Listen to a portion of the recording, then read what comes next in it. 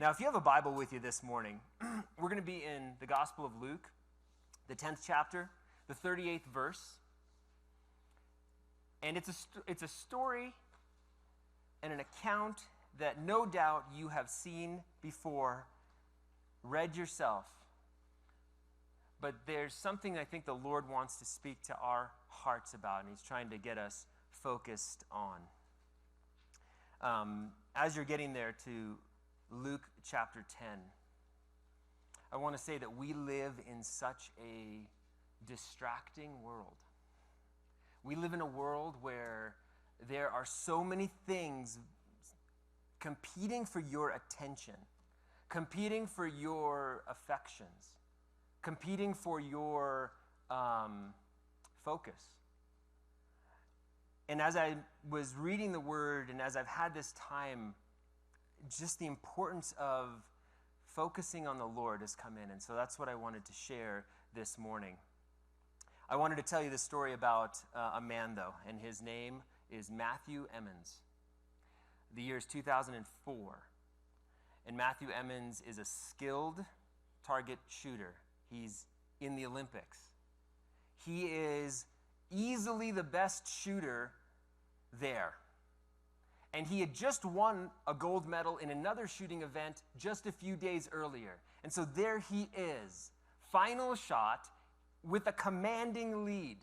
He just needs to hit basically anywhere on the target, and he wins. He gets another gold. Second place was so far behind. I mean, he was really in a class by himself. And so there he is. He's at the line. He sees the target, sights. He's looking at it. He takes his shot. He hits a bullseye. He ends up in 8th place. Wait a second. Hold on. Wait, you just said he was in the lead. Yes, I did. And you just said that he hit a bullseye. Yes. And you said that nobody could catch up to him. He just had to hit the target. Yes, he did. Squarely, he hit the target. He hit the target in the next lane over in the Olympics. And he went from getting a gold medal to 8th place. And the look on his face and what happened to him, he knew what his mistake was. John, thank you very much. So for Mr. Edmonds here, he did go on and he was successful for sure, but he will never forget that. And he said what he was doing was he was focusing more on calming himself down than he was on looking at the target. And I happened to be watching that Olympics live as it was happening. And as I was watching it, it's kind of boring, those shooting events, because they almost always hit the target. And it's just a matter of where on the target they hit. And I just happened to tune in and watch that, and I thought, this guy hit the wrong target perfectly. And the effect of that. And I thought, for us as Christians, there must be some lesson in that. In this life, the target that you're aiming at, because we're all aiming at something. Every one of us is aiming at something. Are you aiming at the right target? Because you're going to hit something. We're all going to hit something. Are you going to hit the right target? Oh, I see a target. Yes, but is that the right one? Are you being distracted by something in the lane next to you? Over here or over there? We have to focus on the target. So to hit the target, the desired target, you have to focus on the desired target. So talking about this distracted life and all of that, maybe you've noticed this. I was born in 74, so I remember the 80s really well. And for me, the 80s were amazing. I just really enjoyed it. I enjoyed growing up in that era and in that time. It had a big impact on me. I remember this thing that was fascinating to me. It was called a computer. And I remember seeing it for the first time. And I remember going, whoa, what is that? And long enough ago that there was colors on the screen. You had monochrome green or you had amber, but you had to pick which one you wanted. You couldn't have both, you could have one. And, using that and the games and all of that back then really weren't much of anything. But what got me was programming. I thought, it's like a puzzle. It's something to be fixed. It's broken, fix the code. And so I grew up in that era. Needless to say, in my lifetime, I have seen something that was a novelty, and Jim, you're going to do what, computers? That's just a passing thing. When I went to Embry-Riddle and I got my aviation computer science degree, it was really starting to ramp up there. Something called the internet was becoming known. Internet? What's that? Oh, it's the future. Oh, it's just this thing. But you geeks are all into that thing. It's nothing that's going to be, it's not going to amount to anything. Fast forward 20 years, and here we are. It's amazing what's happened on a technological front. But maybe you've noticed this in your lifetime as you've looked around. The idea of people having an inability to focus in on something. They're there and they're multitasking, right? And multitasking is this thing that's looked at as it's just so beneficial because you're getting more than one thing done at a time. Maybe you've seen kids like this. They've got Netflix on, they've got Spotify playing music in the background, they're texting somebody sitting next to them. We live in a parallel processing, multi-screen, multitasking world. I got Facebook on one side and homework on the other side. That's okay, I can do both. In fact, I'm getting twice as much done. Well, studies have clearly shown that we as human beings do not multitask. What we end up doing is switching between one thing to the other thing, to the other thing, to the other thing, to the other thing. And here's the thing, there's a cost every time you switch. Every time you have to go from one thing to the other, oh, they're right next to each other, your brain isn't processing them both at the same time. And so you're wasting something precious, and your focus and attention are rapidly shifting all around. And you almost get this schizophrenic thing. And I think you may have seen this. I wanted to show you just this video. There are some dangers to texting, for sure. I want to show you this video here and not being focused on what you're doing, like walking. So take a look at this right here. So as this video comes on up here, let's see if it pops up. If not, yeah, look at this video right here. Look at this. You can see it, right? What? Oh, ouch, man. You should probably just be talking. Look out. Oh, that pole's not going to move you. Oh, yes. Who put that pole there? Watch this one. This is just going to end bad. Watch. Header down the stairs. But watch what he does when he gets up. I like the guy carrying the food on the way up. He just looks back. Watch. He's still texting. The guy is still texting. Watch this one. Rollerblades and texting. Boom. No, not good. What else? Oh, who puts those bus things there? Why? Uh-oh, in the office. So many things you can run into. So many things that can go wrong. Well, he made it to his cubicle. He's going to be just fine. Oh, no. Oh! Watch this, the heads. You see the heads pop up? I can do more than one thing at one time. I'm not so sure. Look at this. Elevators, those doors close. Who did that?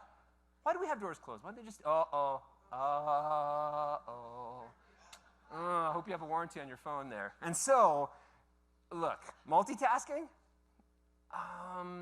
maybe we should focus. I think is there one more video? There may be one more video, and this is one that I saw years ago, and it made me laugh. And if it doesn't show up, I will tell you what it is. It's a picture of an aerial shot of a helicopter of a bear walking down a residential neighborhood. There it is. This happens, right? Bear's just he's thinking about going to the trash. But then he says, no, I'm going to walk down this alleyway. And then there's a guy who's texting.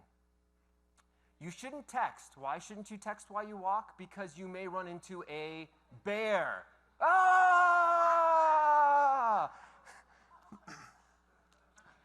There are studies that have been done that show that the ineffectiveness of multitasking. And I think even in our world today, we have seen such a rise of this. I can do multiple things at one time, but the truth is you're just switching back and forth.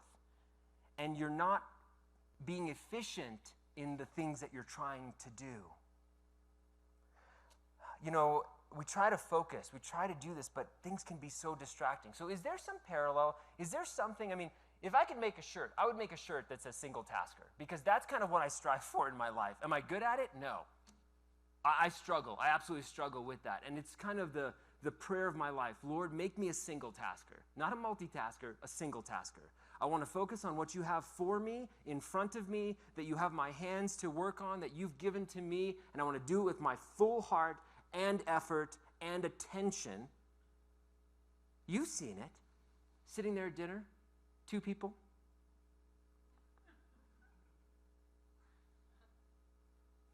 It's a cat video. Do you see his cat video? It's so funny. I'm seeing people who don't know how to have a conversation, who do not know how to look someone else in the eye, gauge emotion, and be able to have a beneficial conversation. That can only happen if you're focused on a person. As Christians, we need to focus on a person too, and his name is Jesus. And we will look at that in this passage here. I promise you, we will get to this Luke passage. But this is not just New Testament, Old Testament too. God is the same yesterday, today, and forever. So in Exodus 23, God says this, "You shall have no other gods before me." I don't want you to be spread out thinking, well, what about this, and what about this, and what about... God says, you shall have no other. He wants a singular focus from us. In 1 Kings, Elijah, as he's speaking, the scene, it's great. 1 Kings 18:20. So Ahab sent to all the people of Israel and gathered the prophets together at Mount Carmel. And Elijah came near to all the people and said, "How long will you go limping between 2 different opinions? If the Lord is God, follow him. If Baal, then follow him." And the people did not answer him a word. See, when people are left with that, you need to choose. I want to do both. We live in an I want to do both or I want to do everything society. No, actually in life, there's times where you have to choose. And when you say yes to something, you must say no to something else. We don't like to say no. We just want to, especially if you find yourself as a man pleaser, you just want to say yes to everybody to make everybody happy. But that life is an unfocused, distracted life. We must choose.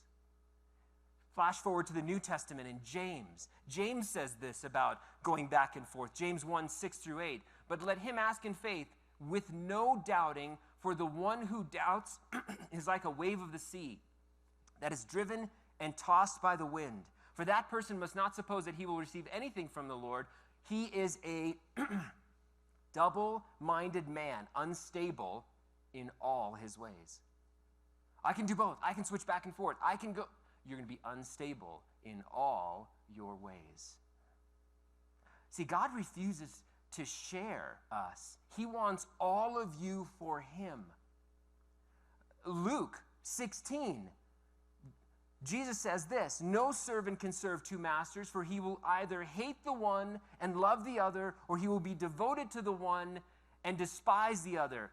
And then in this context, you cannot serve God and mammon or money. The Pharisees, who were lovers of money, that's the thing that they focused on, heard all these things and they ridiculed him. Oh, rather than hear the truth and change your view and focus, they decided to make fun of the truth teller, of the person of truth, Jesus himself. God wants all of me. He wants all of you. He is a jealous God. That thought, he's jealous for you. We can see jealousy in many, it can be in many applications as a negative thing, but no, jealousy when applied correctly is powerful. It would be as if somebody said, "Hey, well, Jim, you mind if I take your wife, Dawn, out for a date?" No. No, you want me to pop you in the face? Is that what you want me to do? I'm jealous for my wife. No. God is jealous for you. He loves you deeply. He has this focus on you. He knows what's going on in your life and what you've brought in this morning, and he cares for you. And he asks that you reflect that same attention back to him. It'd be like 2 people sitting at a diner, and you've seen it. One's there texting, the other one's doesn't have even their phone out, and they're kind of leaning forward, looking at the other person, hoping they can get eye contact, hoping that they can have a conversation, but the other person has just got other stuff going. Hey, hi. The courtesy look up, but it's not even courteous. It's actually disrespectful. We can't be like that with God. See, God is looking at us. He loves us. We should look to him with a single focus. So I said that we were going to get to Luke 10, and let's take a look at that. Lord, as we are here looking at your word, as we are looking at this idea of being focused on you, I do pray that, Lord, that you would draw us to you, that you would draw us close. Thank you for opening up the door to the throne room of grace, and you've rolled out the red carpet, and we can come right to you. Thank you, Holy Spirit, that you speak truth. I pray that you would do that for each of us. In Jesus' name, amen. Luke chapter 10, verse 38. Now when they went on their way, Jesus entered a village, and a woman named Martha welcomed him into her house. And she had a sister called Mary, who sat at the Lord's feet and listened to his teaching. Now, these sisters and their brother Lazarus, Mary, Martha, Lazarus, they were great friends to Jesus. Jesus did not own a home.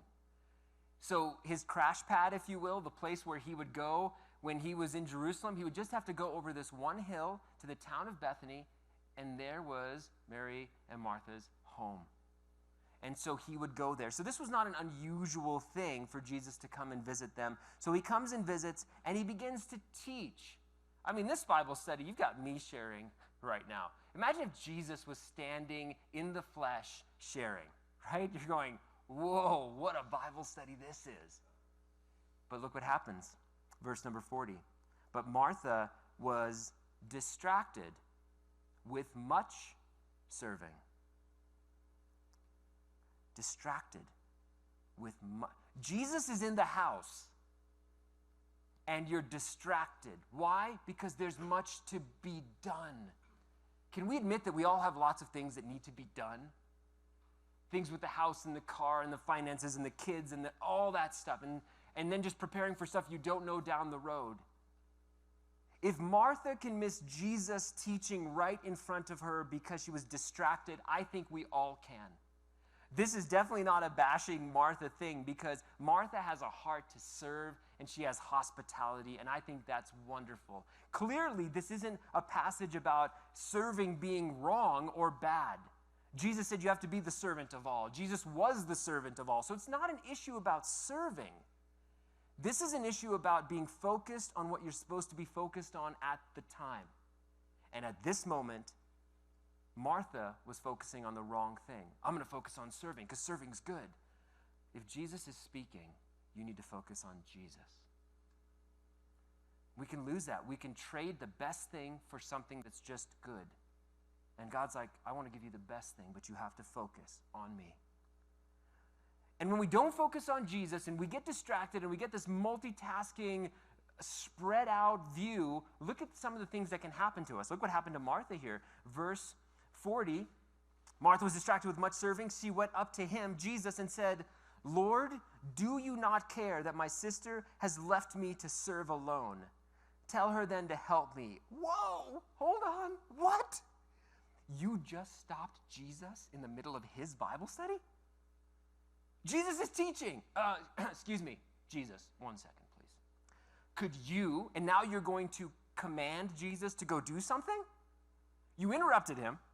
Now you're like, hey, you're teaching, I get that. But there's something more important that you need to do for me. You need to tell her to help me. And then she said something also in verse 40. It's chock full of stuff. Do you not care? Oh, no, you didn't. Oh, no, you didn't, Martha. You interrupted him. You told him he doesn't care about you. And now you're telling him to do something. Do you see what happens when we get distracted? Stuff starts going haywire really, really fast. And I look at these things that Martha did, and I can raise my hand first and go, yep, I've done those things. Do you not care, Lord? Oh, yeah, I've said that to God. God, don't you get it? Don't you know what I'm going through? Don't you care? Why would I say that? Because I've lost focus of him. And I know this is absolutely surprising to you, but other Christians can get on your nerves. Even other Christians at the same church. No, really? That doesn't happen in Calvary Prescott, right? Never, never. It doesn't happen in my church. Oh, absolutely not. We all know the truth, right? How do we have these quarrels with one another and these arguments when we lose focus on who Jesus is? So we're interrupting him. He's actually speaking the words of life right now, the things we need to hear, but in our distracted, multitasking spiritual heart, we end up stopping him and going, no, yeah, it's fine, whatever. I know you're saying some great stuff, but I got something I need you to do. And by the way, do you even care about me, God? Wow, we've really lost focus. And Jesus could have said so many things to her at that point. Do you know who I am? Do you understand what I'm doing? But look what he says to her. He speaks right to her distracted, multitasking heart. The Lord answered her, Martha, Martha, you are anxious and troubled about many things. Look at the next few words. But one thing is necessary. Jesus said one thing is necessary. And look what he says next. Mary has chosen the good portion, which will not be taken away from her. I remember reading this passage and just looking at that and going, Lord, how many times, even right now, I can easily bring other things from my life right now that can be so distracting. And then I'm basically trying to fix my problems rather than look to the author and finisher of my faith, to my Savior Jesus, and say, Jesus, I need your help. Is this a message for somebody who isn't a Christian, for somebody who is trying to figure life out in their own strength? Oh, sure, but this is also a message for the Christian who says, well, I have Jesus. You can have Jesus, and you can open your heart and have him in your heart, but we must continually make a habit of focusing on him day to day. Otherwise, you go, well, I've got that eternal fire insurance. I'm not going to hell. I'm going to be in heaven with Jesus forever. But boy, this life, it's just, grumble, grumble, grumble. Have you heard the grumblers? You know what they sound like. You don't even have to hear their words. They sound like this.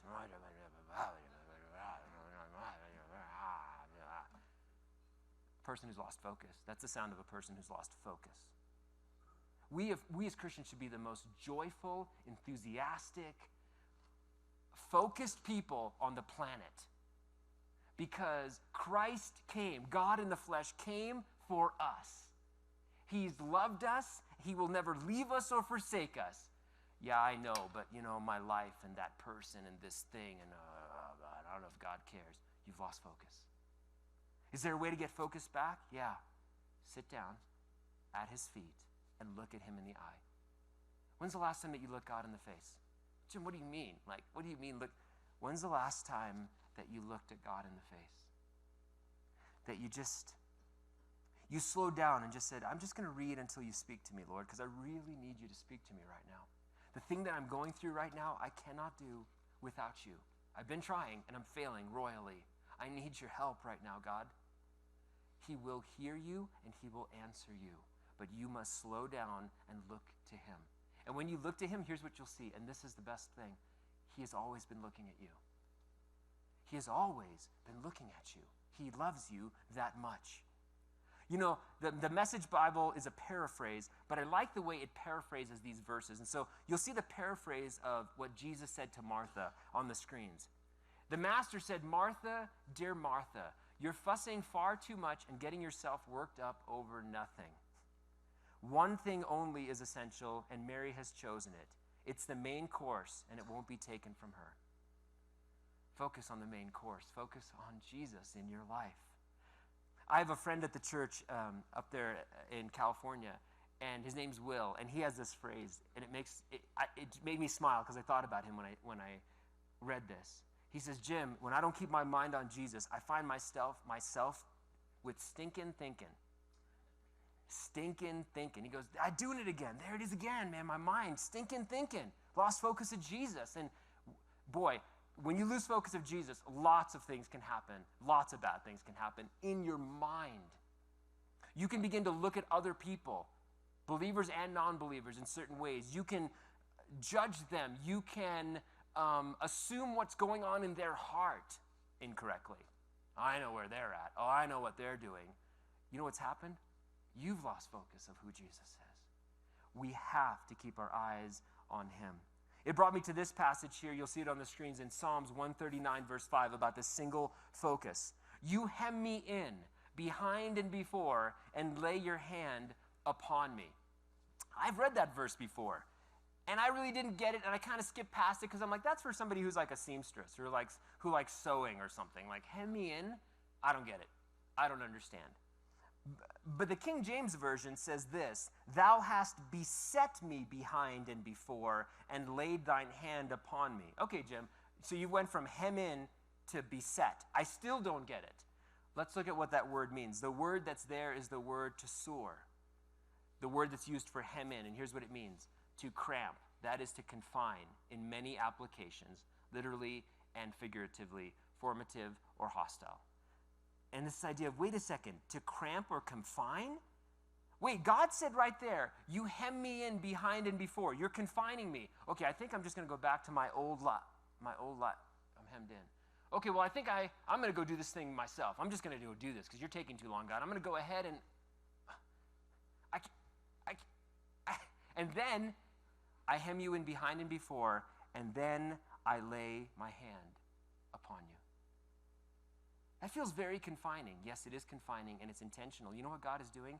He's taking that rebellious Christian, that child of his with the ADD heart. I want to do that.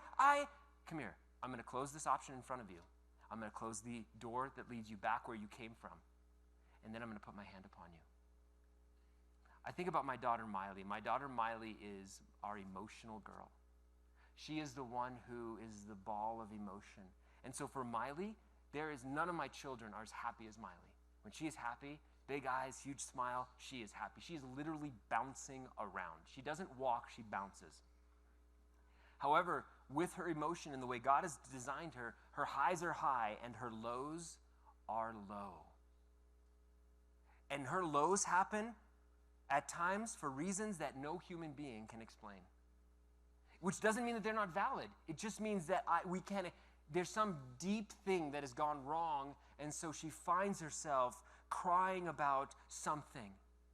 Once she had her little butterfly net, and she caught a butterfly. And then she was looking at this butterfly, and she said, I don't really like catching butterflies. I just don't like catching butterflies. And I'm thinking, it's not a big deal. It's just not a big deal, honey. She's like, I just don't want to. I'm like, nobody's making you catch butterflies. It's all good. It's all good. But you know, as a dad, none of that reasoning is what she needed. What she needed was, come here. Hey, shh, it's okay. But Dad, shh, it's okay. Hey, come. It's okay. I got you. You know what God will do for you when you get anxious and you're just thrashing and you're emotional and you can't figure out your life? He will close off the door in front and behind, and then he'll put his hand upon you and he'll draw you close to him. He's trying to calm you down. He's trying to get you to the point where it's like, hey, just look at me. Look at me. Look at me. Where are you in your life today? What's going on in your life? Do you have some stinking thinking going on? Have you thought, I've got Jesus, so I'm good, and I got it here. I got it from here. Thank you, God, for saving me. But I think I'm going to figure the rest of this out myself. Don't. Draw near to him. Draw near to him because he has drawn near to you. If God is reducing options in your life, there's all these doors that are closing. Let me tell you this, that is not a bad thing. You know what he's doing? He's drawing your attention. He's funneling your attention by closing off all these distracting doors in the other lanes, and he's drawing your attention back to him. We were created to live a focused life, not a distracted life. So my prayer is that we would rein in our rebel hearts and that we would wholeheartedly and undividedly show our adoration to God. Psalm 34:4. If you're here with fear and uncertainty in your life, look at this verse. This is a promise here. I sought the Lord, and he answered me and delivered me from some of my fears, all of my fears. What is it that's occupying your thoughts? What is it that you're fearful of? Because when you look to God and you seek him, he will answer you and he will deliver you from your fears. Jesus said this in Matthew 11:28-30. Come to me, all who labor and are heavy laden, and I will give you rest. For my yoke is easy and my burden is light. I so love this church, and when I say I love this church, what I mean is not this building or even this location. I mean the people that God has brought here.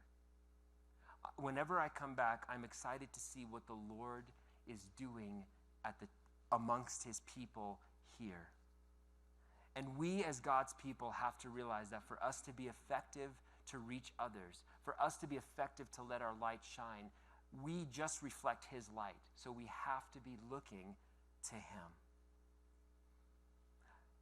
Now, okay, this is great. I just need to have a single focus on Jesus. Yes, he is your target, and you have to focus in on him. And we are going to share in communion in just a few moments. But I want you to think about this. Jesus is the author and the finisher of your faith, who for the joy that was before him, he endured the cross and he despised the shame. For you. For you. He knew that that was the only way for you to be made right before God. And so he, with focus and determination and a heart of love, did it. I have to continually pray, Lord, keep me focused. It's a little smaller crowd this morning. Let me share something with you. This is not on notes. I would love to move back to Prescott. Love it. It's awesome here. You guys have warm weather. It's 65 degrees in Arcata, California right now. It's 65 at Christmas. It's 65 all the time. Jim, it's beautiful. There's redwood trees. There's redwood trees and you can't see past them. It's a bit claustrophobic. Oh, well, you could drive away from there. Yeah, San Francisco's 5 hours away. That's where the airport is. 5 hours one way. Oh, take your Dramamine, by the way, because you may, it's a twisty road. We have the ocean. Yeah, the ocean's there and it's beautiful. It's sharks and the water's cold. Got to wear a wetsuit if you go in at summer. Right now, it's freezing. Hypothermia in 5 minutes. I would love to move back to Prescott. Do you know that? But there's something the Lord spoke to my heart about. It's not about me. There's lots of things I want to do. I have a bucket list, right? I mean, it's not written down anywhere. It's just there's things that I would like to do in life. And then God says this, son, I love you. Give me your list. Okay, I'll give you these 3 things. Give me your list. The whole thing? Yeah, God. God says, yeah, the whole thing, Jim. I want the whole list. I have to tell you, honestly, that's not easy. And there's moments where you just go, can I keep this little thing right here? And God says, I'm jealous for you. I want all of you. My plan for you is amazing, but you will not see it unless you fully commit to me. And it's a daily commitment, a daily focus. It's not a one-time, I just got saved and now I'm good and I can just ride into eternity and it's just going to be great. Jesus saved me and now I can live my life for myself. And so I let the folks up there know, the first year that I visited, they were freaked out that I was going to leave and come back here. And so I would do video announcements every week, and I would just, so before church starts, they'll see me this morning, like, hey guys, how you doing? Pastor Jim, we'll be back next week. Love you guys, miss you guys. And I just for them to understand, and I've told them this, I go, the weather here is too cold. The trees, it's a bit claustrophobic. I really like the desert. I like warm weather. But I will stay here because God has called me here, and I will stay here until I die, if he wants. If he calls me someplace else, then I'll do that. But I want to do whatever he wants me to do, wherever he wants me to do it, regardless of my convenience. If I can get over myself, it's amazing what the Lord can do. If I can ask God to just reel in my rebel heart, my selfish nature, it's amazing what God can do. I don't know, maybe that's just me, but I doubt it. What is it that you struggle with? What is it that you have tucked in and you're just like, no, this is my thing, God. Like, I'll do a whole bunch for you, a whole bunch of things for you, but not, come on, I got to keep a couple things for myself, right? You will never regret giving yourself fully to the Lord. You will never regret it. If you doubt it, I challenge you to try. I challenge you to try to outgive him. I challenge you to try to pour so much of your attention, and then at the end, you're never going to say, God, you owe me. He won't owe you. So if you're getting a little further in life, you're like, I don't know if I have very many years left. You're not dead yet, okay? You're not dead yet. So God is not done using you in an amazing way. Do not get apathetic because this world is apathetic. Do not get distracted because this world is distracted. You stay focused on Jesus. Let's take a moment and pray.